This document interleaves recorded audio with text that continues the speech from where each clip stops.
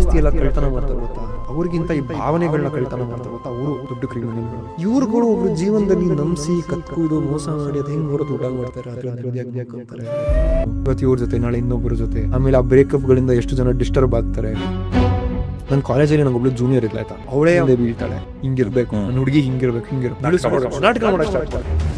ಒಂದು next 1 or 2 years ಕೆಲಸ, ಮನೆ, ಈ ಹುಡುಗಿ ಬರೀ ಅವಳು ಆಫೀಸ್ಗೆ ಹೋದ್ಮೇಲೆ ಅಲ್ಲಿ ಅವಳ ಒರಿಜಿನಲ್ ಕ್ಯಾರೆಕ್ಟರ್ ಬಂತು, ವಿಡ್ರಾ ಮಾಡಕ್ ಸ್ಟಾರ್ಟ್ ಮಾಡಿದ್ಲು. ಯಾವ ರೇಂಜ್ ಟಾರ್ಚರ್ ಕೊಡಕ್ ಸ್ಟಾರ್ಟ್ ಮಾಡಿದ್ಲು ಅಂದ್ರೆ, ಫೋನ್ ಮಾಡ್ಬೇಕು, ಮೆಸೇಜ್ ಮಾಡ್ಬೇಕು ಅಂದ್ರೆ ಅವಳಿಗೆ ಪ್ರೂವ್ ಮಾಡ್ಬೇಕು ಲವ್ ಮಾಡ್ತಾ ಇದೀನಿ ಅಂತ. ಅದು ಹೆಂಗೆ ಅಂತ ಹೊಡ್ಕೊಂಡು ಎದೆಗೆಲ್ಲ ಹಿಂಗೆ ಪಂಚ್ ಮಾಡ್ಕೊಂಡು ವಿಡಿಯೋ ಕಳಿಸ್ಬೇಕು. ಅದನ್ನ ನೋಡಿ love you love me okay ಅಂತ ರಿಪ್ಲೈ ಮಾಡೋದು. Seriously toxic. ನೀನು ಯಾರ ಜೊತೆ ಆಚೆ ಹೋಗಿದ್ದಂತೆ, ನನ್ನ ಫ್ರೆಂಡ್ ಯಾರು ನೋಡಿದಾರೆ ಅಂತ ನನ್ನ ಅಂತ. ಇಲ್ಲ ನಂಗೆ ಯಾಕೋ ಡೌಟ್ ಇರ್ತದೆ, ಬ್ರೇಕಪ್ ಮಾಡ್ಕೊಂಬಿಡೋಣ. ಯಾಕೆ ನಾನು ಹಿಂಸೆ ಕೊಟ್ಟಿರೋದು ಅವ್ನು ಬಿಟ್ಟು ಹೋಗ್ಲಿ, ಅವ್ನು ಬಿಟ್ಟು ಹೋಗಲ್ಲ, ನಾನೇನು ಮಾಡಲಿ, ಅದಕ್ಕೆ ಇನ್ನು ಹಿಂಸೆ ಕೊಡ್ತಾ ಇದ್ದೀನಿ. ಆ ಹುಡುಗಿ ಇನ್ನೊಬ್ಬನ ಜೊತೆ ಅಫೇರ್ ಇಟ್ಕೊಂಡಿದ್ಲು.